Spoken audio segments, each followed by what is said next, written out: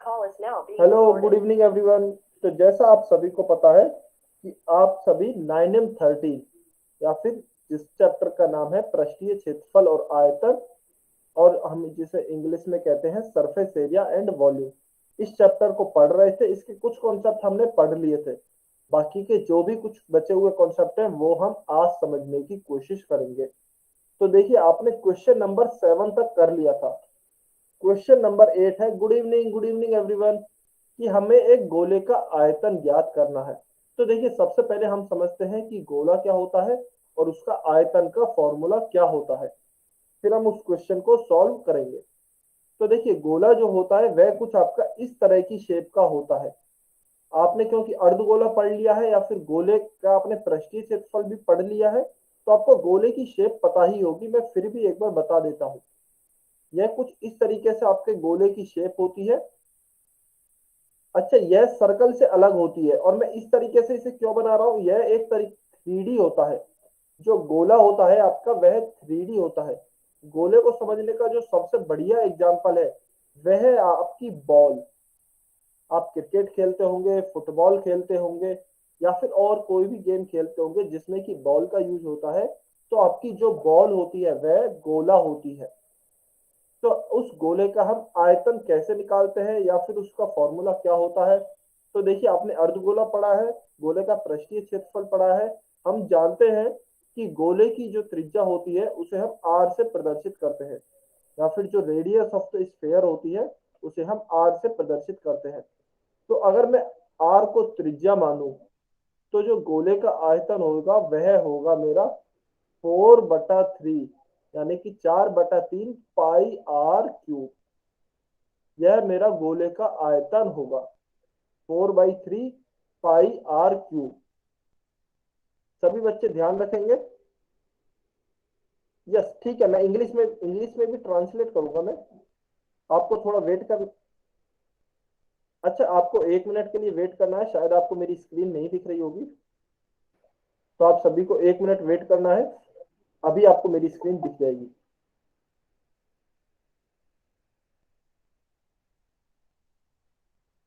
1 minute के लिए आप सभी वेट करेंगे।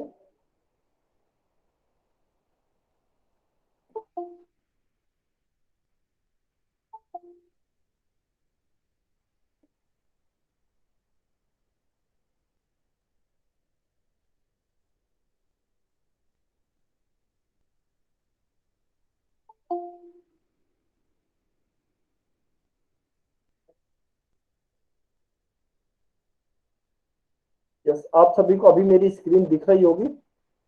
तो यस, हम गोले के आयतन के बारे में बात कर रहे थे। तो गोले का आयतन का जो फॉर्मूला होता है, या फिर वॉल्यूम ऑफ द स्फीयर जो होता है, वॉल्यूम ऑफ द स्फीयर, उसका जो फॉर्मूला होता है वह होता है 4/3 पाई आर क्यूब। जहां पे आर आपकी है radius, radius of the sphere, या फिर गोले की त्रिज्या। और जो पाई है उसकी वैल्यू हमें पता है, या तो होता है 22/7 या होती है 3.14, यानी कि 3.14। तो ये दो चीजें होती हैं। इसके द्वारा हम गोले का आयतन इस फॉर्मूले से आराम से निकाल सकते हैं, या फिर वॉल्यूम ऑफ द स्फीयर हम आसानी से with the help of this formula find out कर सकते हैं। यस, किसी बच्चे ने हैंड रेज किया है, बताइए। भारती सिंह की आईडी से जो बच्चा है, आपका कोई डाउट है क्या? ठीक है, कोई डाउट नहीं है। तो ये हमारा होता है वॉल्यूम ऑफ द स्फीयर।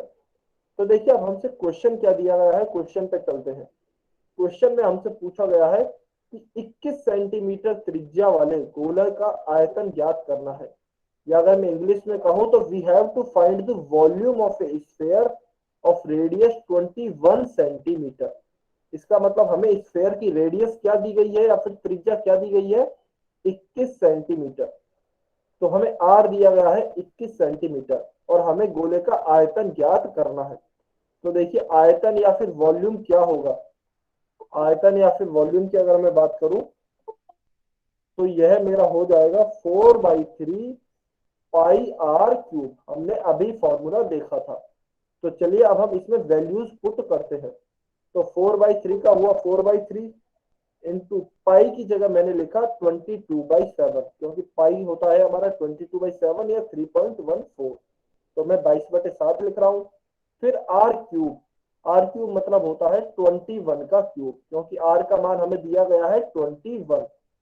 तो चलिए अब इसे सॉल्व करते हैं। 4/3 इंटू 22/7 इंटू 21 को मैं इस तरीके से लिख रहा हूँ, 21 क्यूब को 21 इंटू 21 इंटू 21, क्योंकि जैसे कि एक्स क्यूब होता है एक्स गुणा एक्स गुणा एक्स, सेम उसी तरीके से 21 के क्यूब को भी मैंने एक्सपेंड करके लिख दिया है। अब इससे बेनिफिट क्या होगा? यस, किसी बच्चे ने हैंड रेज किया है, बताइए आपको कोई डाउट है क्या? ठीक है, कोई डाउट नहीं है। तो इससे हमारा फायदा क्या होगा? जो मैंने 21 को इस तरीके से खोल के लिखा है या फिर एक्सपेंड करके लिखा है, तो देखिए अभी मैं इस 7 से इस 21 को अगर कैंसिल करूं तो यह होगा मेरा 3 बार, 7 3 21। फिर मैं इस 3 से इस 3 को कैंसिल कर सकता हूं, तो मेरा फाइनली क्या बचेगा? 4 इंटू 22 इंटू 21 इंटू 21। तो देखिए इस आवाज क्लियर आ रही है मेरी? आवाज मेरी क्लियर आ रही है? जिस भी बच्चों को आवाज क्लियर नहीं आ रही है, हो सकता है कि उनके वहां पे नेटवर्क का प्रॉब्लम होगा। तो आप अपने घर की ऐसी जगह पे चले जाइए जहां नेटवर्क अच्छा आता हो। तो देखिए 4 इंटू 22 होगा आपका 88, और 21 इंटू 21 होगा आपका 441। तो चलिए अब इसे हम जल्दी से मल्टीप्लाई कर लेते हैं। 88 इंटू 441। तो देखिए सबसे पहले मैं इस 8 को 1 से मल्टीप्लाई करूंगा तो 8 आएगा। फिर 8 को मैं 4 से करूंगा तो 8 4 जा 32। तो 2 मैंने यहाँ लिखा, 3 मैंने कैरी लिया। फिर 8 4 जा 32 एंड 3 35। फिर मैं दोबारा से करूंगा, 8 1 सा 8, फिर 8 4 जा 32, फिर मैंने 2 लिखा, 3 मेरी कैरी आई। फिर 8 4 जा 32 एंड 3 35। तो फिर मैं इन्हें ऐड कर दूंगा। 8 एंड 2 10 का 0, 1 कैरी, 1 ये कैरी का आया। तो 1 एंड 5 6, 6 एंड 2 8, फिर 3 प्लस 5 8, और ये आ गया आपका 3। तो 38808 सेंटीमीटर क्यूब। क्योंकि हमने आयतन निकाला है या फिर वॉल्यूम निकाला है, तो वॉल्यूम की जो यूनिट होती है वो हमेशा घन मात्रक होती है या फिर क्यूबिक यूनिट्स होती है। तो सेंटीमीटर, क्योंकि हमें रेडियस दी गई है सेंटीमीटर में, इसलिए जो आयतन होगा या फिर वॉल्यूम होगा वह सेंटीमीटर क्यूब में होगा। तो हमारा ऑप्शन ए सही आंसर होगा। क्लियर है? समझ में आया? समझ में आया सभी बच्चों को? कमेंट में वाई और एन लिख के बताइए। समझ में आया तो वाई लिखिए, समझ में नहीं आया तो एन लिखिए। आसान क्वेश्चन था, सिंपल सी आपको रेडियस दी गई है and you have to put the radius in formula. आपको बस रेडियस का मान रखना है फॉर्मूले में and you will get the answer. Very good. चलिए तो इसका आप स्क्रीनशॉट ले सकते हैं। मैं 5 तक काउंट कर रहा हूं। 1 2 3 4 5। फिर आप इसका भी स्क्रीनशॉट ले सकते हैं। 1 2 3 4 5। चलिए तो यह हो गया हमारा गोले का आयतन या फिर वॉल्यूम ऑफ द स्फीयर। फिर हम इसी तरीके से देखते हैं अर्धगोले का आयतन या फिर वॉल्यूम ऑफ हाफ स्फीयर। अच्छा हाँ, very good, very good question. तो देखिए लैटरल सरफेस एरिया गोले का कुछ नहीं होता है। गोले का लैटरल सरफेस एरिया नहीं होता है, गोले का ओनली एक ही एरिया होता है। आप अब उसे चाहे कुल पृष्ठीय क्षेत्रफल या फिर लैटरल सरफेस एरिया बुला लीजिए या टोटल सरफेस एरिया बुला लीजिए। तो गोले का लैटरल सरफेस एरिया अलग नहीं होता है, सेम ही होता है। जो टोटल सरफेस एरिया होता है वही उसका कर्व्ड सरफेस एरिया होता है। तो दोनों चीजें एक ही होती है, गोले में अलग अलग नहीं होती है या फिर स्फेयर में अलग अलग नहीं होती है। एक ही चीज होती है जो होती है 4πr²। इसे चाहे आप टोटल सरफेस एरिया बोल लीजिए या फिर कर्व्ड सरफेस एरिया, जिसे कि हम वक्र पृष्ठीय क्षेत्रफल भी कहते हैं। तो गोले या स्फेयर में दोनों चीजें एक ही होती है, अलग नहीं होती है। क्लियर है? जिस भी बच्चे का डाउट था जल्दी से कमेंट में बताइए। क्लियर है जिस भी बच्चे का डाउट था? ठीक है, वेरी गुड। तो चलिए अब अब हम आगे चलते हैं। अर्धगोले का आयतन या फिर वॉल्यूम ऑफ द हेमिस्फेयर क्या होता है। हम देखते हैं वॉल्यूम ऑफ द हेमिस्फेयर। तो जैसे हमने अभी देखा, वॉल्यूम ऑफ द स्फेयर क्या होता था, वॉल्यूम ऑफ द स्फेयर होता था 4/3 पाई आर क्यूब। तो वॉल्यूम ऑफ द हेमिस्फेयर क्या होगा, हेमी मतलब अर्धगोला, अर्धगोले का आयतन हमें निकालना है। यह हमारा पूरे गोले का आयतन है, या फिर वॉल्यूम ऑफ द स्फेयर है, पूरे गोले का आयतन। और हमें अब अर्धगोले का निकालना है या फिर आधे गोले का निकालना है। तो आधे गोले का निकालने के लिए मैं क्या करूंगा, इसमें 2 से भाग दे दूंगा। तो 4/3 और मैंने इसमें डिवाइड किया 2 से, पाई आर क्यूब। मैंने 4/3 पाई आर क्यूब को 2 से डिवाइड कर दिया। क्यों डिवाइड किया, क्योंकि आपने पढ़ा होगा, जब अर्धगोले का पृष्ठीय क्षेत्रफल पढ़ा होगा तो अर्धगोला क्या होता है आपको पढ़ाया गया होगा। अर्धगोला पूरे गोले का आधा होता है, या फिर जो हेमी स्फेयर होता है वह स्फेयर का हाफ होता है। तो क्योंकि यह हाफ होता है हेमिस्फेयर, तो इसका वॉल्यूम भी हाफ हो जाएगा पूरे स्फेयर के मुकाबले। तो 4/3 पाई आर क्यूब पूरे स्फेयर का होता है, तो हेमिस्फेयर का क्या हो जाएगा, हमने 2 से डिवाइड कर दिया। तो देखिए इसे अगर मैं सॉल्व करूं तो 2 से यह 4 2 बार कटेगा। तो मेरा क्या आएगा, मेरा फाइनल जो आएगा वह आएगा 2/3 pi R cube. This will be my volume of hemisphere, this will be my volume of the hemisphere, या फिर जिसे हिंदी में कहते हैं अर्धगोले का आयतन। मैं हिंदी में भी लिख देता हूं, अर्धगोले का आयतन। तो यह फॉर्मूला आपको याद होना चाहिए, याद रखने की जरूरत भी नहीं है। अगर आपको स्फेयर का या पूरे गोले का आयतन आता है तो आप उसका आधा कर सकते हो, वह हो जाएगा आपके अर्धगोले का आयतन या फिर वॉल्यूम ऑफ द हेमिस्फेयर। तो यह फॉर्मूला आपको याद होना चाहिए, 2/3 पाई आर क्यूब। अच्छा, यहाँ पे भी सेम वही है। आर जो है, आर जो है वह है आपकी अर्धगोले की त्रिज्या या फिर रेडियस, जिसे इंग्लिश में हम रेडियस कहते हैं। और जो पाई है, पाई का मान या फिर वैल्यू भी वही रहेगी सेम, 22/7 या 3.14। तो ये फॉर्मूला आपको याद होना चाहिए। चलिए यह समझ में आया, तो इस पे एक क्वेश्चन करते हैं। क्वेश्चन है कि यदि अर्धगोले की जो त्रिज्या है, सॉरी हमें अर्धगोले की त्रिज्या ज्ञात करनी है, हमें आयतन दिया गया है 18 पाई सेंटीमीटर क्यूब या फिर 18 पाई सेंटीमीटर क्यूब। हमें आयतन दिया गया है या फिर वॉल्यूम दिया गया है, and we have to find the radius और त्रिज्या ऑफ द हेमिस्फेयर। तो देखिए हमने अभी पढ़ा था कि जो वॉल्यूम होता है, जो वॉल्यूम होता है वह हमारा होता है 2/3 पाई आर क्यूब।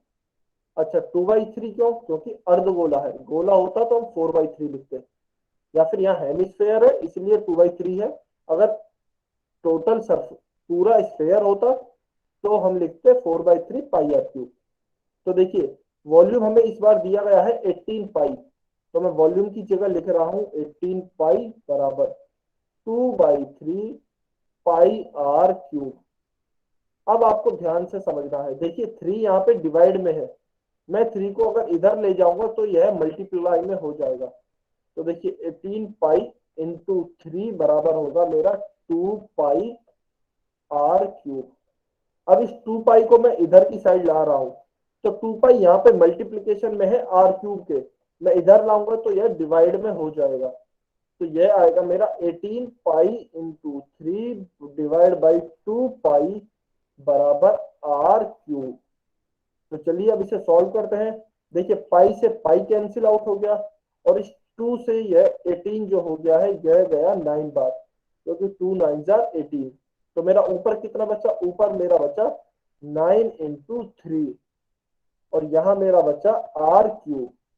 तो देखिए 9 इंटू 3 होता है 27, और यह हो गया मेरा आर क्यूब।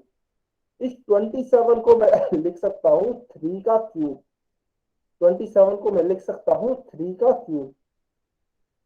तो 3 क्यूब बराबर are cube.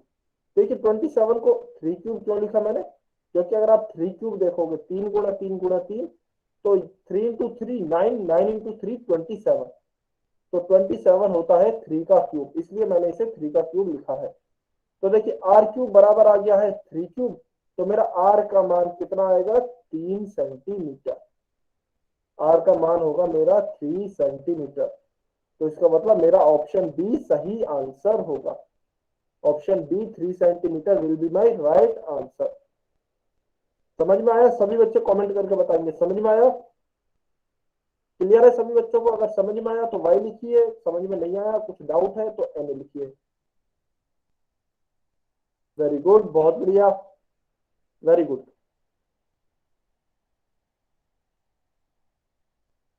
Yes, Bharti Singh की आईडी से जो बच्चा है, बताइए आपका क्या डाउट है?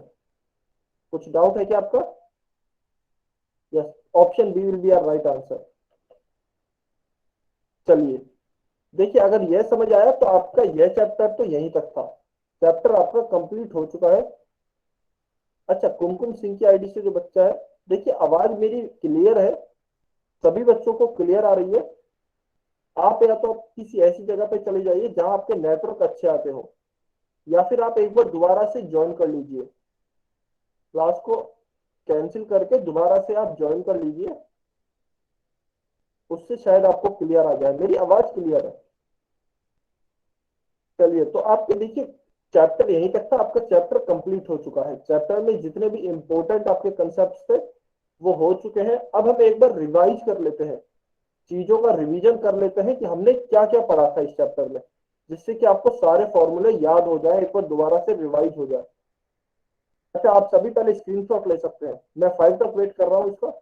1 2 3 4 5, इसका भी स्क्रीनशॉट ले सकते हैं। 1 2 3 4 5। तो चलिए अब हम रिवाइज करते हैं चीजों का हमने क्या क्या पढ़ा है इस पूरे चैप्टर में। देखिए, हमने पढ़ा घनाभ का वक्र पृष्ठीय क्षेत्रफल। घनाभ का वक्र पृष्ठीय क्षेत्रफल, उसका फॉर्मूला होता है 2 into B H plus H L. अच्छा, यहाँ पे मैं जल्दी से बता भी देता हूँ, वक्र पृष्ठीय क्षेत्रफल का क्या मतलब है? Lateral surface area of cuboid, lateral surface area of cuboid. और इसका जो फॉर्मूला होता है 2 into breadth into height plus height into length, यानी कि 2 गुणा चौड़ाई गुणा ऊंचाई प्लस लंबाई गुणा ऊंचाई। यह आपने पढ़ा होगा। फिर आपने देखा होगा घनाभ का कुल पृष्ठीय क्षेत्रफल या फिर total surface area of cuboid. इसमें आपने देखा होगा इसका जो फॉर्मूला होता है वह होता है 2 इंटू लंबाई गुणा चौड़ाई प्लस चौड़ाई गुणा ऊंचाई प्लस ऊंचाई गुणा लंबाई। यह इसका फॉर्मूला होता है। और टोटल सरफेस एरिया में हम सारे फेसेस का एरिया लेते हैं, लेकिन लेटरल सरफेस एरिया में हम ऊपर और नीचे के जो हमारे बेस होते हैं उनका एरिया नहीं लेते हैं। तो आप इस शेप में देखोगे कि यह जो ऊपर का फलक है इसका, या फिर इसका जो टॉप फेस है और नीचे वाला फेस आपको दिख नहीं रहा, इसलिए पेंट नहीं किए गए हैं ये दोनों फेसेस, क्योंकि हम वक्र पृष्ठीय क्षेत्रफल या फिर लेटरल सरफेस एरिया में ऊपर और नीचे के जो फेस होते हैं उनका एरिया नहीं लेते हैं, केवल चारों साइड वाले फेसेस का एरिया लेते हैं। लेकिन टोटल सरफेस एरिया में हम सभी फलकों का क्षेत्रफल लेते हैं। तो इसलिए यहाँ पे 6 की 6 फलकों को पेंट किया गया है। 3 आपको दिख रहे हैं, 3 इसके पीछे की तरफ है, क्योंकि यह टोटल सरफेस एरिया है, इसीलिए यहाँ पे हम सभी फलकों का क्षेत्रफल लेंगे या फिर सारे फेसेस का एरिया काउंट करेंगे। तो यह तो था क्यूबॉइड से रिलेटेड, क्यूबॉइड से रिलेटेड सरफेस एरिया। फिर आते हैं हमारे घन के बारे में या फिर क्यूब के बारे में। तो क्यूब का भी सेम ऐसा ही होता है। क्यूब का जो लेटरल सरफेस एरिया होता है या फिर एलएसए होता है, एलएसए ऑफ क्यूब, यह होता है 4a²। जहां पे ए क्या होता है? ए होता है आपकी भुजा कह लीजिए, या फिर साइड कह लीजिए, या फिर एज कह लीजिए, या फिर किनारा कह लीजिए। घन का किनारा, साइड, भुजा, एज, सभी हमने ए माना है। तो जो एलएसए ऑफ क्यूब होगा वह होगा आपका 4a²। तो आप फिर से देखोगे कि यहाँ पे कोई भी ऊपर और नीचे के फलक पे पेंट नहीं किया गया है, या फिर टॉप एंड बॉटम जो आपके फेसेस है इन पे पेंट नहीं है, क्योंकि लेटरल सरफेस एरिया में हम टॉप एंड बॉटम के फेस, टॉप एंड बॉटम के जो हमारे बेस होते हैं या फेस होते हैं उनका एरिया काउंट नहीं करते हैं। तो इसलिए यहाँ पर भी टॉप एंड बॉटम के जो फेस है उन्हें पेंट नहीं किया गया है। फिर हम आते हैं घन के कुल पृष्ठीय क्षेत्रफल पे या फिर total surface area of cube पे। तो यह हमने देखा था total surface area of cube जो होता है वह होता है हमारा 6a²। सेम यहाँ पे भी ए जो है वह घन की भुजा, किनारा, एज या फिर साइड है। अच्छा, यहाँ पे 6 की 6 फलकों को पेंट किया गया है या फिर ऑल 6 फेसेस जो भी हैं उन सभी को पेंट किया है, क्योंकि हम टोटल सरफेस एरिया निकाल रहे हैं। टोटल सरफेस एरिया में हम सारे फेसेस का एरिया काउंट करते हैं, इसीलिए यहाँ पे टोटल सरफेस एरिया निकाला गया है। अच्छा, अब आप देखोगे तो देखिए पूरे घन में या फिर क्यूब में 6 फेसेस होते हैं और टोटल सरफेस एरिया में हम सभी फेसेस को ले रहे हैं, इसलिए इसका एरिया जो हो गया है वह हो गया है 6a²। And lateral surface area में या फिर वक्र पृष्ठीय क्षेत्रफल में हम ऊपर और नीचे के फलकों को नहीं लेते हैं। तो हम ऊपर और नीचे के 2 फलकों को नहीं ले रहे हैं, तो इसलिए अगर 6 में से 2 फलक चले जाएंगे तो हमारे पास टोटल 4 फलकों का क्षेत्रफल बचेगा। इसलिए जो वक्र पृष्ठीय क्षेत्रफल आया है वह आया है आपका 4a²। क्लियर है? यहाँ तक सभी बच्चों को क्लियर है? जल्दी से कमेंट में बताइए। क्लियर है सभी बच्चों को यहाँ तक फॉर्मूले? यह सभी आप पढ़ चुके हो, इन पे आप क्वेश्चंस भी कर चुके हो। वेरी गुड, बहुत बढ़िया, वेरी गुड। चलिए, यह क्लियर है। तो इसके बाद आपने पढ़ा होगा बेलन, जिसे हम सिलेंडर कहते हैं। तो बेलन का वक्र पृष्ठीय क्षेत्रफल क्या होता था? 2πr(h), जिसमें r जो होता था वह होता था बेलन की त्रिज्या या फिर रेडियस ऑफ द सिलेंडर, और h जो होती थी वो होती थी हाइट ऑफ द सिलेंडर या फिर बेलन की ऊंचाई। तो अगर मैं इसमें अगर मैं बात करूं तो यह हाइट ऑफ द सिलेंडर होती थी और यह रेडियस ऑफ द सिलेंडर होती थी। तो देखिए, क्योंकि वक्र पृष्ठीय क्षेत्रफल है या फिर कर्व्ड सरफेस एरिया है, इसीलिए ऊपर और नीचे का जो हमारे आधार है या फिर बेस है उनका एरिया इसमें हमने नहीं लिया है, इसलिए वो डार्क पेंट नहीं है, वो लाइट कलर से पेंट किए गए हैं। तो यह है आपका lateral sorry curved surface area या फिर वक्र पृष्ठीय क्षेत्रफल। फिर आता है संपूर्ण पृष्ठीय क्षेत्रफल या फिर टोटल सरफेस एरिया। तो टोटल सरफेस एरिया में आप देखोगे तो इस बार हमारे ऊपर और नीचे के जो आधार हैं वो भी पेंट कर दिए गए हैं, क्योंकि टोटल सरफेस एरिया में हम सभी का एरिया काउंट करते हैं। तो यह है हमारा टोटल सरफेस एरिया, और उसका जो फॉर्मूला होता है वह होता है 2πr और ब्रैकेट में r+h। देन यहाँ पे भी जो r है वह हमारी रेडियस है या फिर त्रिज्या है, और h जो है वह हमारी हाइट है या फिर बेलन की ऊंचाई है। तो यह हो गया हमारा टीएसए ऑफ सिलेंडर। चलिए, यहां तक आपने कर लिया। इसके बाद आपने पढ़ा होगा शंकु या फिर कोण। तो देखिए कोण में मैं जल्दी से रिवाइज करा देता हूं। यहां से यहां तक की जो डिस्टेंस होती है यह आपने देखी होगी, इसे हम कहते हैं कोण या फिर शंकु की त्रिज्या या फिर रेडियस ऑफ द कोण, जिसे हम आर से प्रदर्शित करते हैं। फिर जो यह वाली ऊंचाई होती है, यह वाली जो ऊंचाई होती है यह हमारी होती है, इसे मैं यहां से थोड़ा इरेज कर देता हूं। यह जो लंबवत ऊंचाई होती है यह होती है हमारी शंकु की लंबवत ऊंचाई या फिर खाली ऊंचाई। इसे हम एच के द्वारा प्रदर्शित करते हैं या फिर हाइट ऑफ द कोन कहा जाता है। और फिर एक चीज जो हमारी इसमें इंपॉर्टेंट आती है कोन में, वह होती है कोन की या फिर शंकु की तिर्यक ऊंचाई, जिसे हम इंग्लिश में slant height of the cone भी कहते हैं। इसे हम एल के द्वारा प्रदर्शित करते हैं या एल से रिप्रेजेंट करते हैं।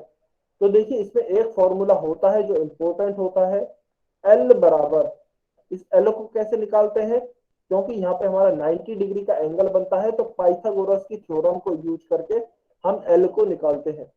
तो एल का फॉर्मूला क्या आ गया हमारा यहाँ पे? एल बराबर आता है √h² प्लस r²।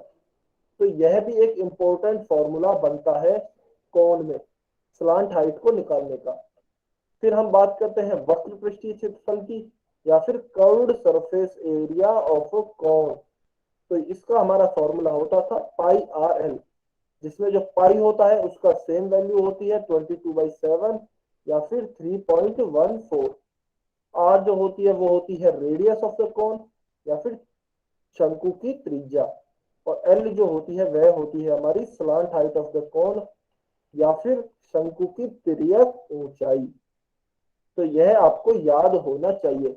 अच्छा खाली फॉर्मूलों से काम नहीं चलेगा, फॉर्मूले के साथ साथ उसमें जो भी आपको यूज हो रहे हैं उनको अभी पता होना चाहिए कि आर क्या है, एच क्या है, एल क्या है। उन सभी जो भी आप जिसने भी आपको रिप्रेजेंट किया है उनका भी आपको मान पता होना चाहिए, मतलब पूरा पता होना चाहिए। तभी आप उस फॉर्मूले में मानों को रख सकते हो और उसका मान ज्ञात कर सकते हो, चाहे वक्र पृष्ठीय क्षेत्रफल हो, आयतन हो, टोटल सरफेस एरिया हो, कुछ भी हो। तो आपको इनका मतलब भी पता होना चाहिए, आर है, एच है या फिर क्या है। तो यह हो गया हमारा शंकु का वक्र पृष्ठीय क्षेत्रफल या फिर curve surface area of the cone. फिर आता है हमारा शंकु का कुल पृष्ठीय क्षेत्रफल। तो देखिए वक्र पृष्ठीय क्षेत्रफल में हमारा इस बार आधार का क्षेत्रफल भी जुड़ गया है। तो हमारा यह नीचे का आधार भी पेंट हो गया है, क्योंकि हम टोटल सरफेस एरिया में सभी का एरिया लेते हैं। तो यह हमारा टोटल सरफेस एरिया हो जाएगा। और क्योंकि जो शंकु होता है उसका आधार वृत्ताकार होता है, तो उसका जो एरिया होता है वह पाई आर स्क्वायर होता है। तो देखिए टोटल सरफेस एरिया में या फिर कुल पृष्ठीय क्षेत्रफल में हमने इसके आधार का एरिया भी जोड़ दिया है। तो फाइनल फॉर्मूला हमारा क्या आ जाता है, फाइनल फॉर्मूला आ जाता है पाई आर और ब्रैकेट में एल प्लस आर। इसमें भी सेम वही होता है, पाई का मान सेम होता है 22/7 या 3.14। आर हमारी रेडियस होती है, एच हमारी हाइट होती है और एल हमारी तिर्यक ऊंचाई होती है या फिर स्लांट हाइट होती है। तो यह सारे फॉर्मूले थे हमारे शंकु से रिलेटेड या फिर कौन से रिलेटेड। फिर हम नेक्स्ट आते हैं गोले पे या फिर स्फेयर पे। तो देखिए स्फेयर में ओनली एक ही फॉर्मूला होता है। अब यहाँ पे कोई भी टोटल सरफेस एरिया या फिर कर्व्ड सरफेस एरिया नहीं होता, दोनों एक ही होते हैं। दोनों एक ही होते हैं, चाहे टोटल सरफेस एरिया हो या फिर कर्व्ड सरफेस एरिया हो। तो उसका फॉर्मूला क्या होता है, उसका फॉर्मूला होता है 4 पाई आर स्क्वायर, जहाँ पे पाई सेम वही होगा 22/7 या फिर 3.14, और जो आर होगा वह होती है आपकी रेडियस ऑफ द स्फेयर या फिर गोले की त्रिज्या। और गोले की आपको शेप भी यहाँ दिखाई गई है। देखिए यहाँ कुछ क्योंकि पृष्ठीय क्षेत्रफल में टोटल सरफेस एरिया और कर्व सरफेस एरिया अलग अलग नहीं होता है, तो खाली एक ही डायग्राम दिखाया गया है। ठीक है, इसके बाद आता है अर्धगोला। इसके बाद आता है अर्धगोला जिसे हम कहते हैं हेमी स्फेयर। अर्धगोले में भी दोनों अलग अलग चीजें होती हैं, कर्व्ड सरफेस एरिया और आपका टोटल सरफेस एरिया अलग अलग होता है। तो कर्व्ड सरफेस एरिया जो होता है वह होता है 2 पाई आर स्क्वायर, और इसमें हमारा जो यह बेस होता है जो सर्कुलर होता है, क्योंकि ये आप देखोगे तो लाइट कलर से पेंट किया गया है, इसका मतलब यह हमारा लेटरल सरफेस एरिया है या फिर कर्व्ड सरफेस एरिया है। इसमें हम आधार का क्षेत्रफल नहीं ले रहे हैं या फिर बेस का एरिया काउंट नहीं कर रहे हैं। हमारा बेस क्या है, यह सर्कुलर हमारा बेस है, तो इसका एरिया इसमें काउंट नहीं किया है। अभी अगर मैं टोटल सरफेस एरिया की बात करूं अर्धगोले की या फिर हेमिस्फेयर की, तो उसमें देखेंगे तो आप ऊपर का जो बेस है हमारा उसका भी सब एरिया लिया गया है। तो हमारा क्या हो जाएगा, देखिए पहले हमारा जो वक्र पृष्ठीय क्षेत्रफल था वह था 2 पाई आर स्क्वायर। इसमें हमने आधार का एरिया और जोड़ दिया है, तो आधार का एरिया क्या होगा पाई आर स्क्वायर। तो अगर मैं 2 पाई आर स्क्वायर में आधार का क्षेत्रफल और जोड़ दूं पाई आर स्क्वायर, तो यह मेरा हो जाएगा 3 पाई आर स्क्वायर, जो कि मेरा क्या होगा, जो कि मेरा कुल पृष्ठीय क्षेत्रफल या फिर total surface area of hemi होगा।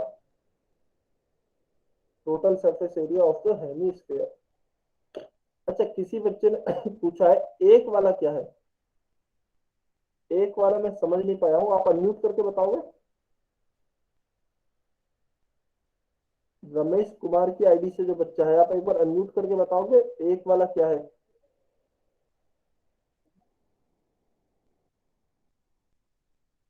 रमेश कुमार की आईडी से जो भी बच्चा है आप अपने आप को अनम्यूट।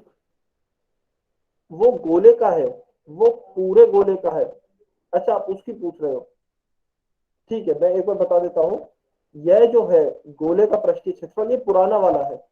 जो पूरा हमारा गोला होता है ना, जो कंप्लीट स्फेयर होता है, यह उसका है। और यह जो नीचे वाले हैं यह अर्धगोले या फिर हेमीस्फेयर के हैं। ठीक है, डाउट डाउट क्लियर हुआ आपका? ठीक है, तो यहां तक हमारे हो गए पृष्ठीय क्षेत्रफल की बात। हमने सभी के पृष्ठीय क्षेत्रफल देख लिए हैं।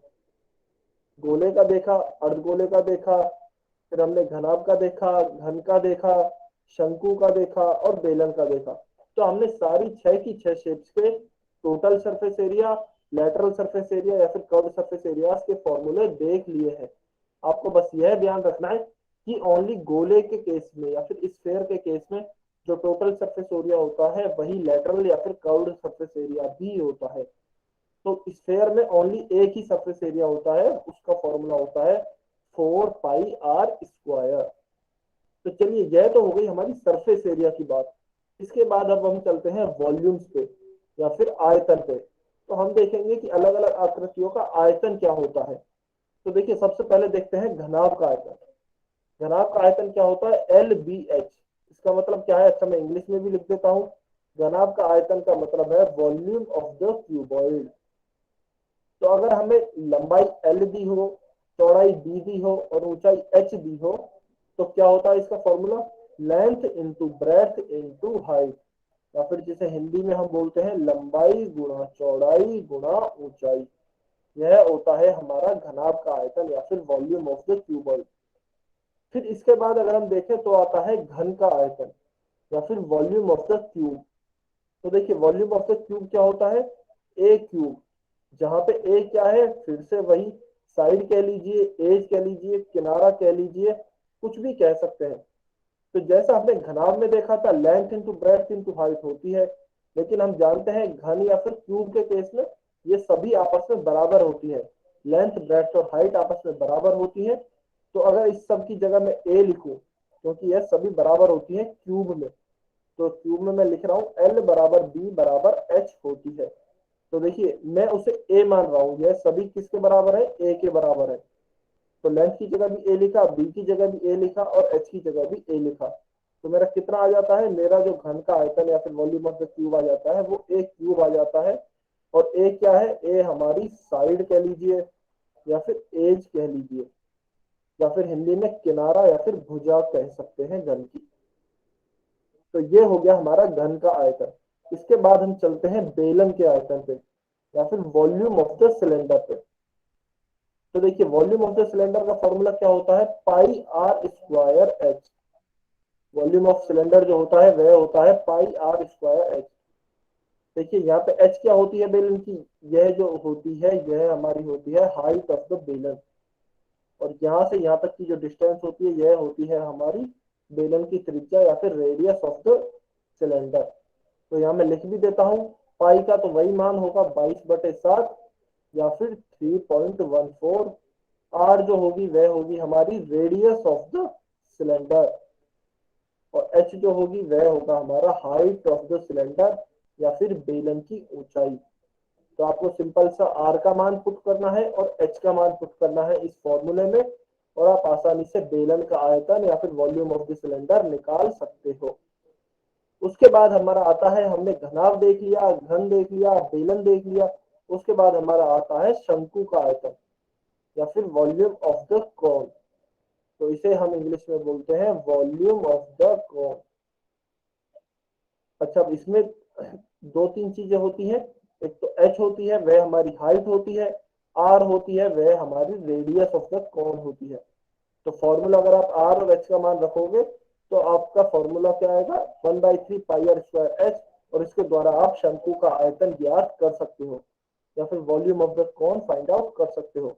आर क्या होती है? आर हमारी ये होती है, इसके जो आधार की त्रिज्या होती है या फिर रेडियस ऑफ द बेस जो होती है वही हमारे कोन की रेडियस भी होती है। और एच क्या होती है? मैं पहले भी बता चुका हूँ। एच होती है हमारी यह वाली जो परपेंडिकुलर डिस्टेंस होती है, दिस इज आर एच और हाइट। यह होती है हमारी कोन की ऊंचाई। तो यह हमारा शंकु का आयतन भी हो गया 1/3πr²h। इसके बाद हमारा आता है गोले का आयतन। यह तो हमने पढ़ा ही था। यह होता है 4/3πr³ और जहाँ पे आर होती है हमारी रेडियस ऑफ द स्फीयर या फिर गोले की त्रिज्या। और फिर फाइनली हमारा आता है अर्धगोला या फिर हेमी स्फीयर। इसका जो आयतन होता है वह होता है गोले का आयतन का आधा, क्योंकि हमारा जो हेमिस्फेयर होता है वह हमारे स्फेयर का हाफ ही होता है। इसलिए जो हेमिस्फेयर का वॉल्यूम होगा या फिर अर्धगोले का आयतन होगा वह गोले का आयतन या फिर वॉल्यूम ऑफ द स्फेयर का हाफ ही होगा। तो यह क्या आ जाता है, यह भी आ जाता है गोले के आयतन का आधा, यानी कि 2/3 πr³ और आर क्या होती है, रेडियस ऑफ द हेमिस्फेयर या फिर अर्धगोले की त्रिज्या। तो देखिए यह सभी फॉर्मूले हमने एक बार फिर से रिवाइज कर लिए हैं। अच्छा, अब इन सभी फॉर्मूलों को आपको एक टेबल में बना के दिया गया है, जो कि टेबल आपको आपको अपनी स्क्रीन पे दिख रही होगी। तो आप इसका स्क्रीनशॉट ले सकते हैं, आप इसका स्क्रीनशॉट ले सकते हैं। इसमें आपको सब कुछ दिया गया है, सारी शेप्स के। गोले के आयतन को बोलते हैं volume of the sphere, volume of the sphere. तो देखिए इसमें आपको सब कुछ बना के दिया गया है, जहां पे आपको सारी शेप्स दी गई हैं और शेप्स के नाम दिए गए हैं इस वाली लाइन में। यहाँ पे आपको सारी शेप्स बना के दी गई हैं। फिर उनके देखिए वक्र पृष्ठीय क्षेत्रफल होता है लैटरल सरफेस एरिया या फिर कर्व्ड सरफेस एरिया। कुल पृष्ठीय क्षेत्रफल या फिर पृष्ठीय क्षेत्रफल दिया जाए, इसका मतलब होता है आपका टोटल सरफेस एरिया। और आयतन जो है इसका मतलब होता है आपका वॉल्यूम। मैं इंग्लिश में भी लिख देता हूं, और ये आपकी शेप से दी ही गई है। तो आप सभी के फॉर्मूले एक ही पेज पे आपको बना के दिए गए हैं, यहां से आप आसानी से ध्यान रख सकते हो। अब अगर आप नोटिस करोगे तो देखिए स्फेयर में कर्व्ड सरफेस एरिया में कुछ भी नहीं लिखा गया है, यह खाली है। तो इसका मतलब है कि इसका कर्व्ड सरफेस एरिया और lateral sorry total surface area एक ही होता है। तो यहाँ पे आप चाहो तो 4πr² भी लिख सकते हो, क्योंकि टोटल सरफेस एरिया और लेटरल या फिर कर्व सरफेस एरिया एक ही होता है स्फेयर के केस में। इसलिए यहाँ पे कुछ लिखा हुआ नहीं दिया गया है, और आपसे पूछा भी जाए तो आप 4πr² की सहायता से निकाल सकते हो। तो यह आपके पूरे चैप्टर की समरी है। अगर आपको यह वाला पेज याद है, इसके फॉर्मूले याद है, इसमें किस चीज का क्या मतलब है, आर का क्या मतलब है, एच का क्या मतलब है, एल का क्या मतलब है, यह सभी कुछ याद है, आपको यह सभी फॉर्मूले अप्लाई करना आता है, तो आप आसानी से इस पूरे चैप्टर के सारे क्वेश्चन सॉल्व कर सकते हो, आपको कोई प्रॉब्लम नहीं आएगी। तो आपका ये चैप्टर यहाँ पे खत्म होता है। अभी अगर आपका कोई डाउट है तो आप पूछ सकते हो। अभी हम आपके डाउट को सॉल्व करते हैं, आपका कोई भी डाउट हो तो आप पूछ सकते हैं। सभी बच्चे स्क्रीनशॉट लेंगे। सबसे पहले आप इसका स्क्रीनशॉट ले लीजिए, और मैं आज का होमवर्क भी आपको दे देता हूं। 1 मिनट के लिए आपको वेट करना है।